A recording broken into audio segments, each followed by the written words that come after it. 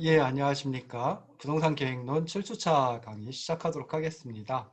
어, 저는 이범웅이고요. 먼저 이제 6주차 강의 요약을 하고 시작을 하도록 할게요. 6주차에는 이제 현행 도시계획제도 중에 도시관리계획제도 살펴봤고요. 그리고 도시계획 체계에 대해서 살펴봤습니다. 그래서 지금 하고 있는 게 커다란 주제로 세 번째 주제죠. 도시계획제도와 도시계획체계. 그 중에 이제 두 번째 현행 도시계획제도 해가지고 도시관리계획제도에 대해서 이제 살펴보고 있습니다. 그래서 지금 현재 우리나라의 도시관리계획제도의 주요 내용 해가 첫 번째 용도지역지구, 그리고 두 번째 용도구역까지 지난 시간에 했고요. 지지난 시간에 했고요. 그리고 지난 시간에는 도시계획시설부터 나갔습니다.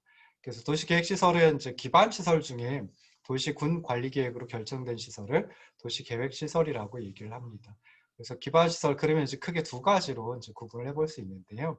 시민들의 일상생활의 기반이 되는 생활 기반 시설이 하나 있고, 그리고 생산활동의 기반이 되는 생산 기반 시설 해가지고 두 가지가 있습니다. 도시계획 시설은 이제 이걸 갖다가 또 크게 7가지로 나눠서 이제 본다라고 했죠. 그래서 교통시설, 그리고 공간시설, 유통공급시설, 공공문화체육시설, 방제시설, 보건위생시설, 환경기초시설 해가지고 나눕니다. 그리고 각각 보면은 뭐 교통시설은 8개, 공간시설은 5개, 유통공급시설은 9개, 공공문화체육시설은 8개, 방제시설 8개, 보건위생시설 3개, 환경기초시설 5개 해가지고 총 46개의 시설로 세분류하고 있다라고 하는 거 생각해 보시면 좋을 듯 싶습니다.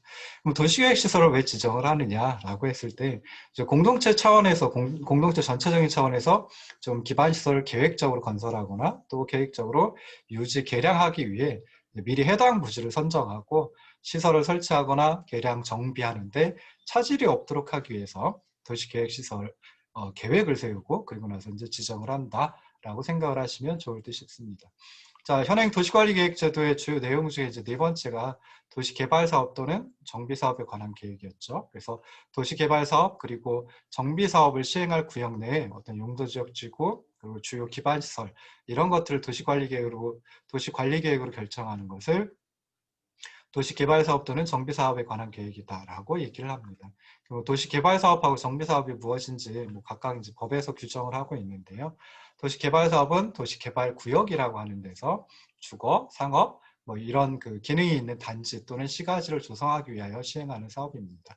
정비사업은 도시의 기능을 회복하기 위해서 정비구역에서 정비 기반시설을 정비하거나 주택 등의 건축물을 개량 또는 건설하는 사업. 이게 이제 도정법, 그러니까 도시 및 주거환경정비법에서 나와 있는 정비사업이고요. 그래서 크게 뭐 주거환경 개선 사업, 재개발 사업, 재건축 사업으로 나눕니다. 근데 이제 빈집 및 소규모 주택 정비사업법에서 빈집 및 소규모 주택 정비에 관한 특례법에서 또 자율주택 정비사업, 가로주택 정비사업, 소규모 재건축 사업도 정비사업의 하나로 소개를 하고 있습니다. 그래서 이런 것들이 이제 정비사업에 해당이 된다라고 생각하시면 좋을 듯 싶습니다. 마지막으로 이제 현행 그 도시관리계획제도의 내용 중에 5번째 마지막이 이제 지구단위 계획입니다. 그래서 지구단위 계획은 도시군 계획, 그러니까 도시계획 수립 대상 지역의 일부에 대하여 토지 이용을 합리화하고 그 기능을 증진시키고 미관을 개선하고 양호한 환경을 확보해서 그 지역을 체계적, 계획적으로 관리하기 위하여 수립하는 도시군 관리계획, 도시관리계획이다라고 생각을 하시면 좋을 듯 싶습니다. 그래서 지구단위 계획의 의미는 토지 이용 관리 측면에서 용도 지역에 비해 가구별로 또는 필지별로 보다 세부적으로 계획을 세우는 것이다라고 생각을 하시면 좋겠습니다. 그래서 구체적으로 건축물에 대한 배치, 형태, 색채, 건축선, 경관 뭐 이런 것들까지 제한할 수도 있고 유도할 수도 있습니다. 그래서 뭐 지구 단위 계획을 뭐 크게 도시 지역, 도시 외 지역의 지구 단위 계획으로 구분을 하고요. 그리고 이제 또 좀 세부적으로 해서 특히 이제 도시 지역 같은 경우에는 목적에 따라서 기존 시가지 정비, 기존 시가지 관리, 기존 시가지 보전, 신시가지 개발, 복합 용도 개발, 유휴 토지 및 이전 적지 개발, 비시가지 관리 개발, 용도지구 대체, 복합구역 뭐 이렇게 이제 또 구분을 해볼 수도 있습니다. 자, 그럼 이런 그 도시관리 계획의 5가지 내용, 주요 내용에 대해서 이제 살펴봤는데요. 도시관리계획을 위반할 수 있는 위반권자는 누구냐라고 했을 때 기본적으로 이제 시장 군수가 도시관리계획을 위반할 수가 있습니다. 그런데 이제 국가계획과 관련된 경우와 같은 이런 경우에는 그 국토교통부 장관이 도시관리계획을 위반할 수도 있고요. 둘 이상의 시군에 걸쳐 가지고 도시관리계획과 관련된 내용이 이루어진다라고 하면 그때는 시도지사가 위반을 할 수도 있다라고 생각을 하시면 좋겠습니다. 그리고 이제 주민들도 이런 그 도시관리계획을 위반해 주세요 또는 이렇게 도시관리계획을 변경해 주세요라고 제안하는 게 가능하다라고 하는 것도 알고 계시면 좋을 듯 싶습니다. 자, 그럼 이런 도시관리계획 수립 절차는 크게 4가지로 구성이 되어 있는데요. 기초조사, 계획 위반, 결정, 고시 및 열람 이렇게 4가지로 구성이 되어 있습니다. 뭐 그냥 조금 그 흐름을 따라 가지고 한번 보시면은 인구, 경제, 사회, 문화, 토지 이용 이런 것들의 계획 수립 또는 변경에 필요한 사항을 조사하거나 측량하는 단계가 기초조사 단계입니다. 기초조사가 끝난 다음에는 이제 주민들의 의견을 청취하고 또 지방의회의 의견을 청취하는 과정을 거쳐야 합니다. 그리고 나서 이제 도시관리계획을 아까 위반권자들이 위반을 하게 되고요. 그 후에는 이제 관계 행정기관이 장과 협의를 하고 그다음에 중앙 또는 시도 도시계획위원회 심의를 거쳐가지고 도시관리계획을 결정을 합니다. 그래서 도시관리계획 같은 경우에 이제 시장 군수가 위반권자가 되는 경우나 아니면 시도지사가 위반권자가 된다라고 하면 그때는 이제 시도지사가 도시관리계획을 결정을 하고요. 국토교통부 장관이 위반권자인 경우에는 국토교통부 장관이 도시관리계획을 결정한다라고 생각하시면 좋겠습니다. 자, 그리고 나서는 이제 관계 행정기관의 장, 그리고 이제 시도지사 같으면은 시도지사가 결정한 도시관리계획 같으면 이제 시장 군수에게도 다시 송부를 해줘야 되겠죠. 그리고 나서 도시관리계획을 고시하고 열람하면 이제 도시관리계획의 수립 절차가 끝이 나게 됩니다. 지난 시간에도 잠깐 말씀드렸지만은 이 수립 절차라고 하는 거 이게 뭐 그냥 보기에는 뭐 절차가 뭐 중요해라고 생각할 수도 있지만은 이 절차들 중에 하나를 제대로 거치지 않았다라고 하면은 그때는 이제 도시관리계획 자체가 좀 무효가 되는 도시관리계획 결정이 무효가 되는 뭐 그런 경우도 나타날 수 있습니다. 자, 그리고 이제 마지막으로 살펴봤던 게 이제 개발 행위 허가 제도와의 이 도시관리계획의 관계에 대해서 살펴봤죠. 그래서 개발행위 허가제도는 도시관리계획과 함께 개별 토지의 이용을 관리하는 핵심적인 제도입니다. 그래서 개발행위를 허용할 수 있는 범위를 도시관리계획에서 설정하는 데 비해 개발행위 허가제도는 그 범위, 즉 도시관리계획에서 설정한 범위 내에서 특정한 개발행위를 구체화하는 허가 기준 그리고 절차를 규정하는 제도이다라고 생각하시면 좋을 듯 싶습니다. 결국 개발 행위를 하려는 자는 시장 군수의 허가를 받아야 하죠. 그래서 허가 대상이 되는 개발 행위는 크게 이제 한 5가지 정도가 있습니다. 그래서 첫 번째, 건축물의 건축 또는 공작물의 설치. 두 번째, 토지의 형질 변경. 세 번째, 토석의 채취. 그리고 네 번째, 토지 분할. 다섯 번째, 녹지 관리, 자연환경 보전 지역, 용도 지역이죠. 이곳에 물건을 1개월 이상 쌓아놓는 행위, 적치해 놓는 행위, 또 이제 허가 대상이다라고 생각을 하시면 좋을 듯 싶습니다.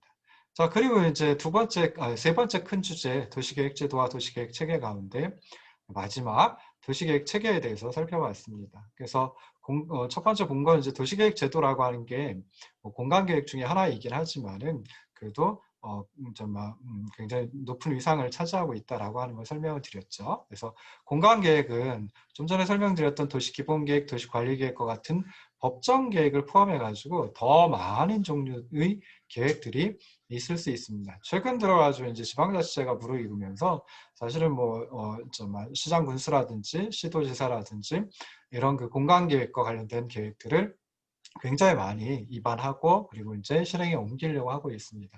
그렇긴 하지만 법정 계획은 이렇게 관련된 공간 계획을 고려하거나 검토해 가지고 필요한 부분을 합법적으로 확정한 결과이다. 그런 계획이다 라고 하는 점에서 매우 중요하다. 즉 도시계획제도 자체가 도시기본계획과 도시관리계획이라고 하는 제도가 매우 중요하다. 왜? 법정계획이기 때문에 그렇다라고 생각을 하시면 좋을 듯 싶습니다. 그래서 도시기본계획은 시군이 국가, 광역지자체, 그리고 시민들과 공식적으로 약속한 장기적인 계획이죠. 그래서 법적 구속력을 가지고 있습니다. 도시관리계획은 개별적인 토지의 토지 이용 활동을 제한하는 내용을 토지 소유자, 지자체, 그리고 국가 등이 법률을 통해 합법적으로 확정한 것입니다. 그래서 이제 중요하다라고 생각을 하시면 좋을 듯 싶어요. 자, 그럼 이런 그 도시계획제도와 같은 뭐 여러 가지 이제 계획이 있을 텐데 그런 계획을 하나로 이제 어떻게 보면 꿰어야 되겠죠. 그래서 그놈을 갖다 이제 도시계획 체계이다라고 생각을 해볼 수 있는데요. 도시계획 체계는 크게 한 세 가지 관점에서 살펴볼 수가 있습니다. 첫 번째, 계획 및 집행 관점의 도시계획 체계. 두 번째, 부문계획 간 연계 관점의 도시계획 체계. 세 번째, 공간 위계적 관점의 도시계획 체계가 있습니다. 일반적으로는 뭐 이들 세 가지 관점의 계획 체계를 뭐 거의 구분하지 않고 통합해가지고 계획 체계를 구축하고 있습니다. 그렇긴 하지만 도시계획 체계를 좀 합리적으로 운영을 하기 위해서는 기능적으로 구분할 필요가 있다. 즉 관점에 따라 좀 전에 말씀드렸던 세 가지 관점으로 이제 구분해가지고 살펴볼 필요가 있다라고 생각을 해볼 수 있습니다. 그래서 먼저 첫 번째는 계획 및 집행 관점의 도시계획 체계죠. 그래서 계획 그리고 집행이라고 하는 점에서 살펴보는 겁니다. 크게 보면 도시계획 체계는 도시기본계획, 도시관리계획, 그리고 개별법에 의한 도시개발사업 등으로 구성이 되어 있습니다. 등이라고 하는 거 이거 별거 아닌 것 같지만 굉장히 무서운 내용이거든요. 그래서 법에 뭐 등이라고 나와 있으면은 이게 이제 또 뭐 시행령이나 이런 데서 좀 명확하게 규정을 하기도 합니다. 근데 규정을 해놓지 않는 경우도 있는데 그 등에 대한 해석을 어떻게 하느냐라고 하는 게 이제 좀 굉장히 좀 큰 문제가 될 수도 있거든요. 그래서 여기서는 개별법에 의한 도시개발 사업 그리고 아까 말씀드렸던 정비 사업 뭐 이런 것들이 그 등에 포함이 되겠죠. 그래서 도시기본계획 같으면 도시 발전 방향을 설정하고자 하는 장기 계획이니까 계획과 집행 두 관점 중에 계획의 관점에 좀 포커스를 맞춘 것이다라고 생각을 해볼 수 있습니다. 도시관리계획은 뭐 용도지역지구, 용도구역, 지구단위계획, 도시계획시설사업 뭐 이런 것들을 통해 가지고 토지 이용을 관리하려고 하는 수단이죠. 그러니까 일부는 계획의 관점에서 살펴본 거고 또 일부는 집행이라고 하는 관점에서 살펴본 것이다.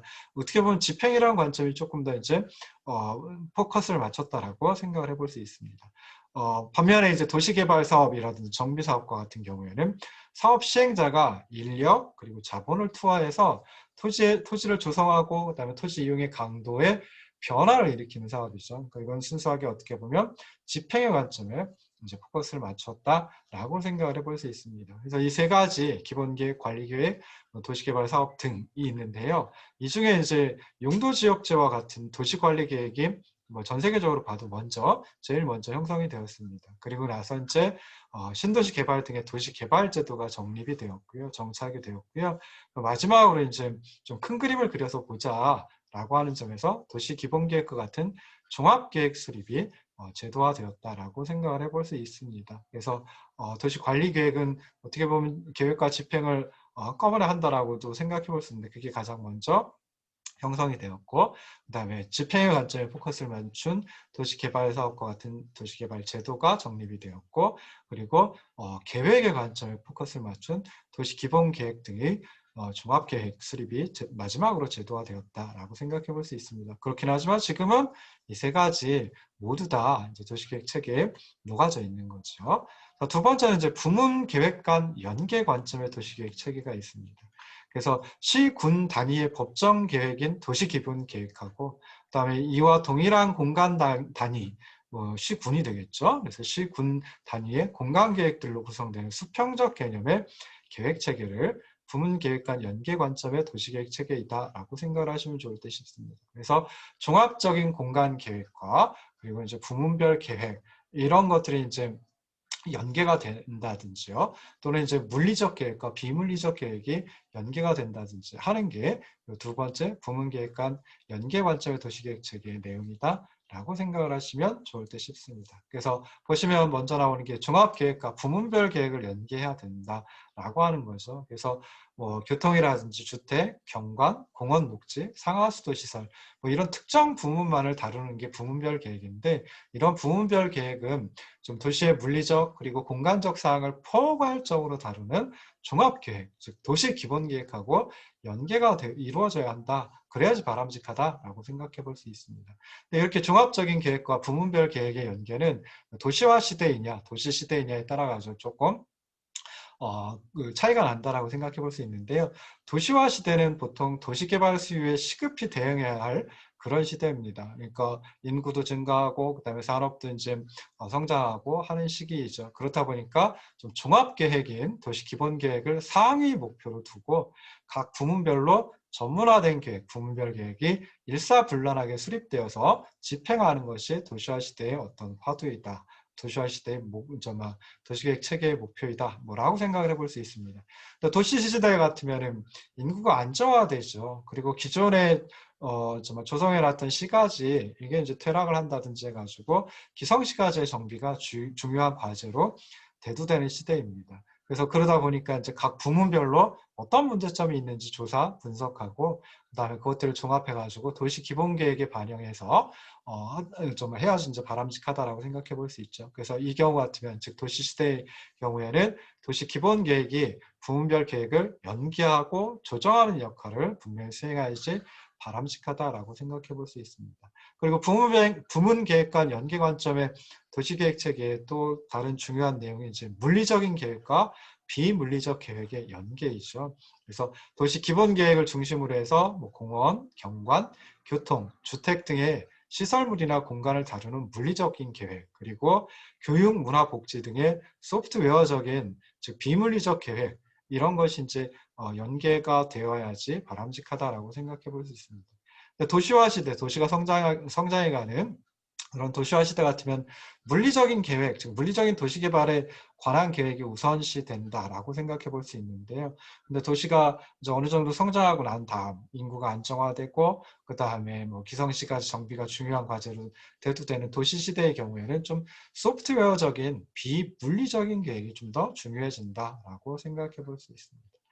자, 마지막으로 이제 공간 위계적 관점에서 도시계획 체계를 또 한번 생각을 해봤습니다. 그래서 공간 위계라고 하는 게 나오니까 위계는 이제 지난 시간에도 하이어라키, 관료제 뭐 이런 건지 말씀을 드렸었는데요. 그래서 상하가 있는 것입니다. 그래서 위와 아래가 있을 때 이제 위계적이다라고 이제 얘기를 하거든요. 그래서 이 공간 위계적 관점의 도시계획 체계는 시군 단위의 종합계획이 이제 도시기본계획인데 이 도시기본계획을 중심으로 해서 상위 공간 단위의 계획, 하위 공간 단위의 계획으로 구성되는 좀 수직적 개념의 계획 체계를 의미한다라고 생각을 하시면 좋을 듯 싶어요. 그래서 도시 기본 계획을 기준으로 해가지고 좀 더 넓은 범위를 다루는 게 상위 공간 계획이죠. 그래서 뭐 광역도시계획이라든지 또는 뭐 그 위에 이제 국토종합계획이라든지 하는 것이 있죠.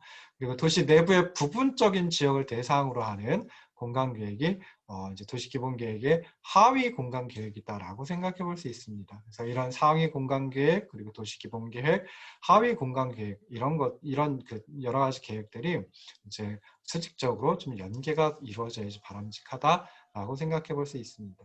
그래서 지금까지는 어떻게 보면 좀 상위 공간 계획이 우선시됐죠. 그래서 국토종합계획이라고 하는 게 가장 우선시되고 도시기본계획이 우선시되고 그러다 보니까 이제 하위 공간 계획의 계획 고권은 상대적으로 이제 가볍게 여겨졌습니다. 그러니까 뭐 마을 단위 계획이라든지 뭐 구 단위 계획이라든지 뭐 이런 것들은 이제 좀 아무래도 그 지방정부 구라든지 아니면 또 마을이라고 하면 뭐 면이라든지 읍이라든지 뭐 이런 걸 얘기하겠죠. 그래서 그런 단위의 어떤 계획을 계획을 입안하고 그다음에 그러니까 계획을 주체적으로 입안하고 주체적으로 실행에 옮기는 집행해 나가는 계획 고건이 좀 상대적으로 가볍게 여겨졌습니다. 하위 공간 계획의 계획 고건이 상대적으로 가볍게 여겨졌습니다. 그런데 이제 민주화가 이루어지고 분권화가 이루어지다 보니까 좀 국민 생활의 질과 직접적으로 관련이 있는 게 좀 어떻게 보면은 일선 시군이고 또 그 하위 단위이고 라고 생각해 볼 수 있죠. 그래서 이렇게 일선 시군하고 중앙정부 사이에 좀 건전한 협력 관계 구축이 요청된다. 그래서 예전에는 중앙정부가 위고 그리고 이제 일선 시군이 아래인 좀 그런 그 위계를 가지고 있었는데 지금은 그것보다는 좀 위계는 있긴 하지만 그렇긴 하지만 그래도 시군과 중앙정부가 좀 건전하게 협력을 해서 도시계획 체계를 구성하는 것이 바람직하지 않나 뭐 이런 생각을 해볼 수 있습니다. 자, 그래서 이렇게 해가지고 지난 시간 걸 이제 지난 시간 걸 복습을 했습니다. 자, 그리고 나서 이제 네 번째 강의안으로 넘어가도록 할게요. 네 번째 강의안은 이제 네 번째 주제인 부문 계획을 다 담고 있지는 못하고요. 그 중에 토지 이용 계획만 담아서 여러분들한테 제공을 해드렸습니다. 그래서 이렇게 강의안을 좀 쪼개가지고 주제별로 하지 않고 주제 중에 일부만 이렇게 쪼개가지고 내드리는 것은 사실은 이제 강의 준비를 하다 보면은 특히 법과 관련된 내용은 다 찾아봐야 되거든요. 근데 그게 이제 일일이 법조문을 다 확인하고, 그다음에 시행령 조문도 확인하고, 그리고 이제 시행 규칙이라든지 뭐 지침이라든지 이런 것들까지 다 확인을 해야 되다 보니까 실제로 이제 강의안을 뭐 대폭 수정하는 건 아니지만은 그런 것들을 일일이 다 확인해 봐도 사실 그렇게 수정하는 건 많지 않아요. 그렇긴 하지만 혹시 또 법이 개정이 됐는데도 수정이 안 된 그런 부분도 있을 수 있어서 그래가지고 이제 조금씩 쪼개가지고 강의안을 올려놓고 있습니다. 자, 네 번째 큰 주제는 부문 계획입니다. 그 중에 가장 중요한 계획이 토지 이용 계획이고요. 토지 이용 계획이 무엇인지 이제 살펴보도록 하겠습니다. 그러려면 이제 토지 이용이라는 게 무엇인지를 봐야 되겠죠. 그래서 토지 이용, 영어로 이제 랜드 유즈라고 이제 표현을 하는데요. 자, 일정한 토지 위에 일어나는 재반 활동, 그리고 이용의 형태를 토지 이용이라고 한다라고 생각을 하시면 좋겠습니다. 그래서 토지 용도라고 표현을 하기도 하고 지금 저처럼 토지 이용이라고 이제 표현을 하기도 합니다. 그래서 어떤 분께서 이렇게 정의를 해놨어요. 인간과 토지 사이에서 발생하는 이용 관계를 토지 이용이라고 한다. 그래서 뭐 주로 이제 인간이 토지를 이용한다라고 생각해 볼 수 있겠죠. 어떤 경우 같으면 토지가 인간이 그렇게 이용하도록 만드는 경우도 뭐 종종 나타나기도 합니다. 그래서 토지 이용은 인간과 토지 사이에서 발생하는 이용 관계를 의미한다라고 생각하시면 좋을 듯이고요. 그럼 이제 토지 이용 계획은 토지라는 공간과 그리고 인간 활동을 조화시키려고 하는 체계적인 노력. 이게 이제 토지 이용 계획이다라고 생각해 볼 수 있습니다. 토지 공간과 인간 활동을 조화시키려는 계획적인 노력. 그런 계획을 토지 이용 계획이라고 합니다. 그래서 주로 이제 토지에 적합한 용도와 시설을 찾고요. 그러니까 이거는 이제 시설 및 규모 계획이라고 뒤에 설명을 드릴 겁니다. 그리고 두 번째, 사업 목적에 맞는 입지를 결정을 하고요. 이거는 이제 입지 계획이라고 줄여서 얘기를 하고요. 그다음에 최적의 토지 이용 질서를 부여하는 여기를 갖다 이제 입지 배분 계획이라고 얘기를 합니다. 그래서 시설 및 용도 계획, 그리고 입지 계획, 그리고 이제 입지 배분 계획 이 세 가지로 구성이 되어 있는 것이 토지 이용 계획이다라고 생각을 하시면 좋을 듯 싶어요. 자, 그럼 토지 이용 계획은 이제 도시의 어떤 차원이냐, 또는 단지 및 지구 단위의 차원이냐, 또는 건물의 차원이냐 이런 그 대상에 따라 가지고 강조하는 게 당연히 다를 수밖에 없죠. 그렇긴 하지만 그래도 공통적으로는 시민의 삶의 질 향상, 도시 경쟁력의 강화, 환경과 공존하는 지속 가능한 개발 등을 위해서 토지를 최적으로 이용하려고 하는 것이 토지 이용 계획의 목적이다라고 생각을 하시면 좋을 듯 싶습니다. 그래서 뭐 도시라고 하는 거 사실은 도시의 그 시설이라든지 하는 것도 중요하고 그다음 활동도 중요하다라고 이제 말씀을 드렸죠. 도시의 구성 요소 뭐 3개의 구성 요소 해가지고 시설 및 토지 그리고 이제 도시 활동 그리고 이제 맨 처음에 했던 게 시민이었죠. 그래서 도시가 왜 존재하느냐라고 했을 때 가장 기본적이고 가장 중요한 핵심적인 이유는 무엇이냐? 시민이다라고 생각해 볼 수 있습니다. 여기 말씀드린 것처럼 토지 이용 계획도 당연히 시민의 삶의 질을 향상하려는 게 이제 최적 그 어떤 시민의 그 삶의 질을 향상시키는데 필요하도록 최적 이용하는 것. 이게 토지 이용 계획의 목적이다라고 생각해 볼 수 있습니다. 거기에 아울러 가지고 도시 경쟁력을 강화시키고 다음에 최근 들어 가지고 주로 많이 나타나고 있는 지속 가능 개발. 현 세대만 개발을 해가지고 그로부터 과실을 향유하고 끝나는 것이 아니라 미래 세대도 당연히 우리가 얻은 만큼, 우리가 과실을 얻은 것만큼 그만큼의 과실은 토지 이용을 통해 가지고 얻어야 한다라고 생각해 볼 수 있죠. 그래서 환경과 공존하는 지속 가능한 개발 등을 위한 토지의 최적 이용, 이게 토지 이용 계획의 목적이다라고 생각해 볼 수 있습니다. 그래서 도시 차원에선 도시와 건물 차원이 좀 많이 다르죠. 도시 차원 그러면 좀 상당히 넓은 차원, 넓은 공동체를 의미한다라고 생각해 볼 수 있고요. 건물 차원이라고 하면은 굉장히 좁은 어떤 의미를 가지고 있습니다. 그래서 도시 차원에서는 안전성, 보건성, 그다음에 쾌적성 뭐 이런 그 공익이 중시된다라고 생각해 볼 수 있고요. 건물 차원에서는 효율성이라든지 편의성이라든지 경제성 이런 그 사업성이 아무래도 토지 이용 계획에서 중시된다. 뭐 이렇게 이제 생각을 해볼 수 있습니다. 자, 그러면 이제 토지 이용 계획에 뭐 기능은 어떤 것들이 있을까? 뭐 크게 한 5가지 기능을 제시를 하고 있습니다. 그래서 도시의 현재와 장래의 공간 구성, 그리고 두 번째 계획 목표 달성을 위한 토지 이용 규제와 실행 수단 제시, 세 번째 도시 설계의 지침을 제시, 네 번째 체계적인 토지 자원 개발, 다섯 번째 장래를 위한 토지의 보존, 뭐 이런 기능을 수행한다라고 생각해 볼 수 있어요. 짤막하게 그냥 하나씩 조금만 더 고민을 해보면요. 도시의 현재와 장래의 공간 구성. 이게 첫 번째 토지이용 계획의 기능인데요. 토지이용 계획은 도시의 현재, 그리고 장래의 공간 구성, 그리고 토지 이용 형태, 뭐 이런 것들을 결정해가지고 제시를 할 수밖에 없습니다. 그래서 이게 사실은 어떻게 보면은 가장 중요한 기능이다라고 생각을 해볼 수 있겠죠. 자, 두 번째 기능은 계획 목표를 달성하기 위해서 토지 이용 규제와 실행 수단을 제시하는 것이 토지 이용 계획이다. 그래서 어떤 그 집행과 관련된 수단을 제시하는 것, 뭐 규제도 일종의 수단이라고 생각을 해볼 수 있죠. 집행수단, 실행수단이라고 생각해 볼 수 있는데 이런 것들을 제시하는 게 토지이용 계획의 기능이다라고 생각해 볼 수 있습니다. 그래서 토지이용 계획은 뭐 앞서 살펴봤던 도시기본계획이라든지 특히 이제 도시기본계획 그리고 이제 또 도시기본계획의 상위 계획이 이제 국토종합계획 또는 뭐 광역 도시계획 뭐 이런 것들이 있는데요. 그런 어떤 상위 계획의 지침을 수용하고 그리고 지구 단위 계획이 이제 하위 계획이라고 생각해 볼 수 있는데 이쪽 하위 공간 계획의 지침을 전달하며 그래서 계획 내용의 실현을 보장하기 위한 구체적인 수단을 제시하는 것이 토지이용 계획의 두 번째 기능이다라고 생각해 볼 수 있습니다.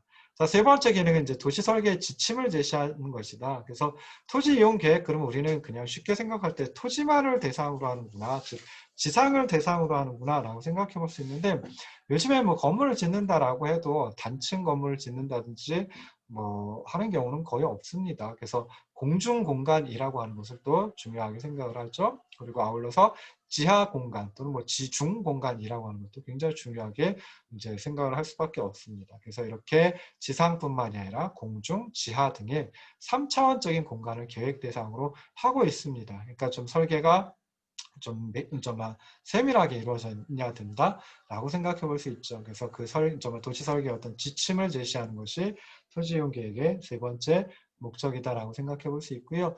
그러다 보니까 이렇게 그 지상뿐만이 아니라 공중, 지하 3차원적 공간을 대상으로 하다 보니까 토지의 용도도 중요하지만 그 토지를 어떤 용도로 활용한다라고 했을 때 그 용도로 활용한 어떤 밀도 그리고 형태 이런 것들까지도 도시 설계에 포함이 되어야 합니다. 그러다 보니까 이런 그 관련된 용도뿐만 아니라 밀도 형태와 관련된 지침을 제시하는 것이 토지 이용 계획의 세 번째 기능입니다.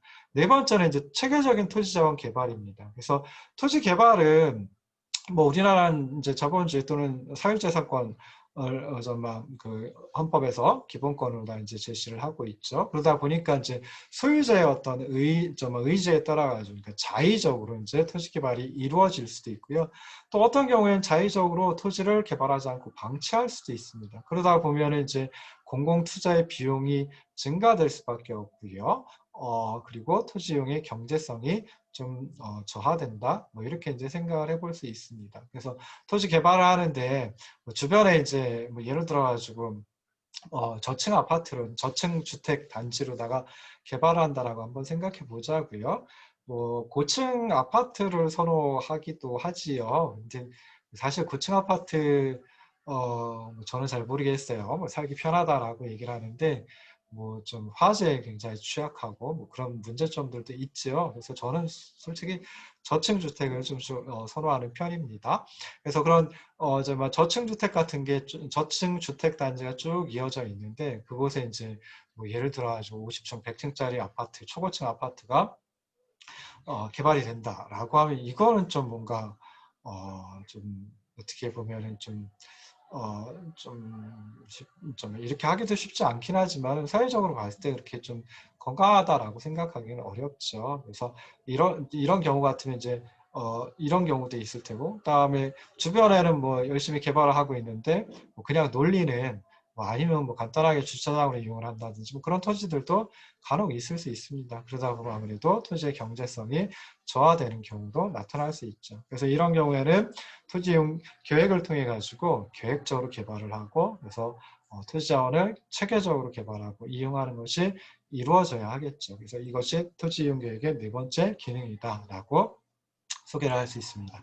마지막에 다섯 번째는 이제 장래를 위한 토지의 보존입니다. 그래서 현재 시점에서 미래의 토지 이용, 뭐 어느 정도나 토지가 정말 어떤 용도의 토지가 어느 정도나 필요할까, 뭐 이런 거 예측하는 거 쉽지 않겠죠. 추정하는 것도 당연히 쉽지 않습니다. 그렇긴 하지만 그래도 미래, 장래에 어떤 용도에 대한 어떤 용도로 토지가 필요하다, 뭐 충분히 있을 수 있죠. 그래서 그런 장래를 위해 토지를 보존할 필요가 있습니다. 그래서 어떤 곳을 정말 현재 개발을 하고 어떤 곳을 남겨가지고 미래에 개발을 하는데 대비할 수 있을까, 뭐 이런 것들을 판단하는 것도 토지이용 계획의 중요한 역할이다라고 생각을 해볼 수 있어요. 그래서 토지이용 계획 같으면은 도시 기본 계획 같으면 이제 뭐 도시의 성장축 그리고 도시의 보존축 뭐 이런 것들을 설정을 하기도 하거든요. 그래서 그럴 때 이제 이 성장축의 토지들은 토지 이용 계획을 통해 가지고 뭐 개발을 한다든지 하고요.